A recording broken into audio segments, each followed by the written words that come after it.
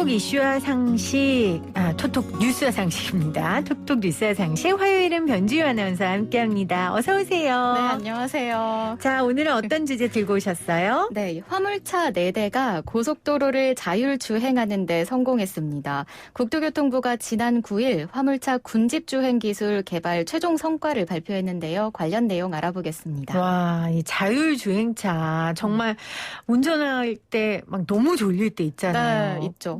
그럴 때 자율주행 자동차 있었으면 좋겠다 이런 생각을 하는데 네. 화물차 여러 대의 자율주행이 가능하게 된 거예요? 네, 맞습니다. 군집주행은 선두 차량의 운전자나 자율주행 시스템이 후방 차량들을 제어하면서 전체 차량 집단을 운행하는 주행 기술인데요. 아하. 마치 기차처럼 뒤따르는 차량들이 앞선 차량과의 거리를 일정하게 유지한 채로 선두 차량을 자동으로 따라가며 운행됩니다. 네. 이 군집 주행 기술로 화물차 운전자의 졸음으로 인한 교통사고를 줄일 수 있을 것으로 기대됩니다.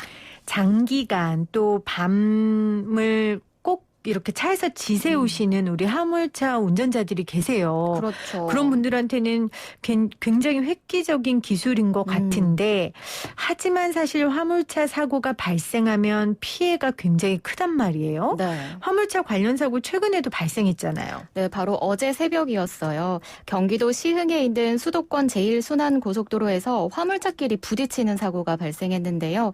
인명피해가 크진 않았지만 출근길 정체가 빚어졌습니다. 네. 또 지난 11일 새벽에는 평택 제천 고속도로에서 11톤 화물차가 전복돼 운전자가 숨지는 사고가 발생했습니다. 아이고, 네네. 그리고 2017년 11월 21일에는 서해안 고속도로 상행선 서산 나들목 부근에서 연쇄 추돌 사고가 발생했는데요.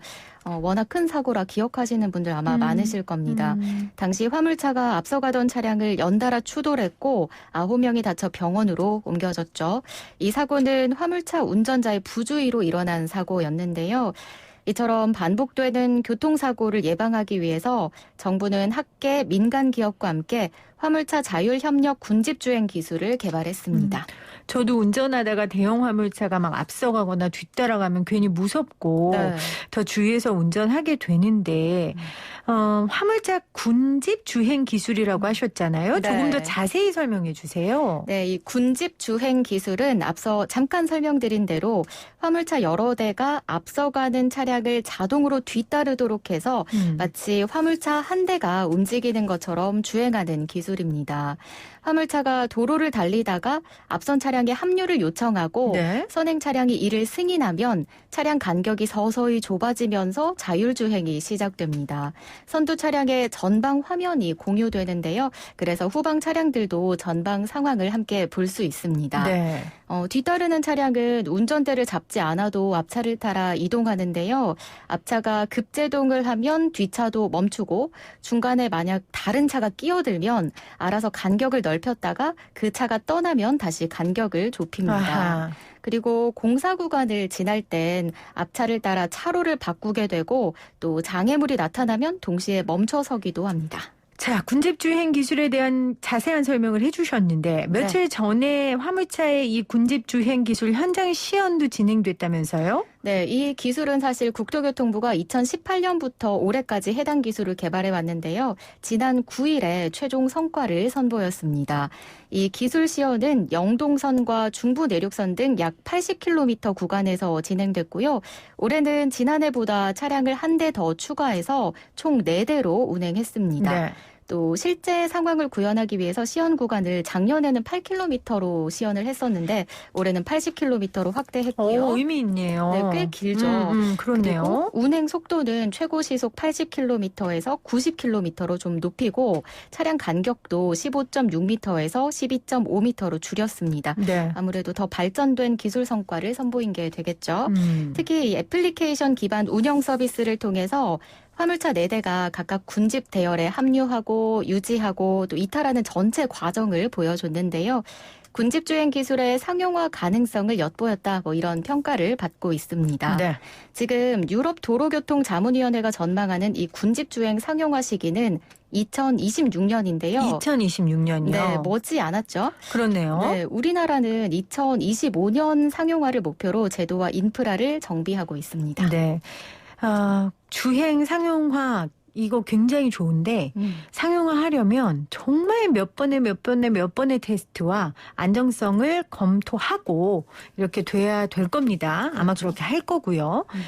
군집 주행 기술이 상용화되면 기대되는 점도 굉장히 많아요. 네, 저도 이 군집 주행 기술을 시연하는 장면을 잠깐 봤는데 운전자들이 그 표정이 굉장히 평온해 보이더라고요. 네. 운전자의 피로를 줄일 수 있는데요. 이 장거리를 달리는 화물차 운전자들이 운전 중에 간식을 먹거나 잠깐 스트레칭을 하는 등 피로를 좀 풀 수 있습니다.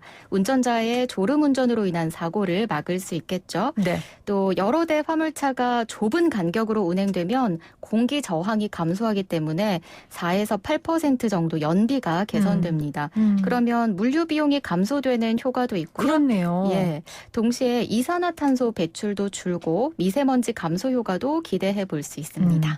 자, 졸음 운전도 막을 수 있고 또 화물차 간의 이 좁은 간격으로 운행되면 공기 저항이 감소되기 때문에 연비도 개선되고 동시에 이산화탄소 배출도 좋고 또 미세먼지 감소 효과까지 기대해 볼 수 있다라고 정리해 주셨습니다.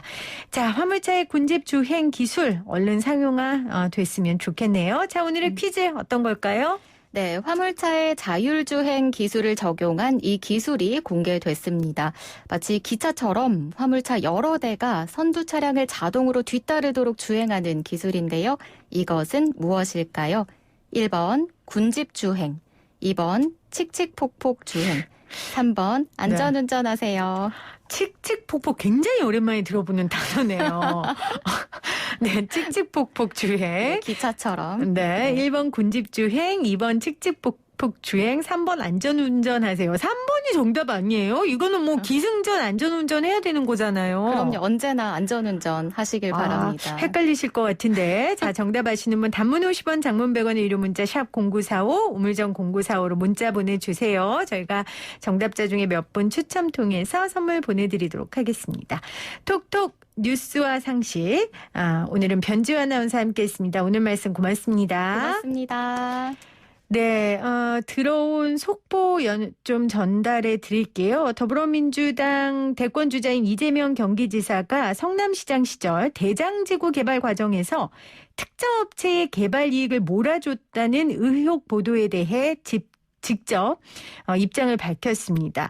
황당한 의혹이고 비방죄에 해당할 수 있다고 강경 대응을 밝혔는데요.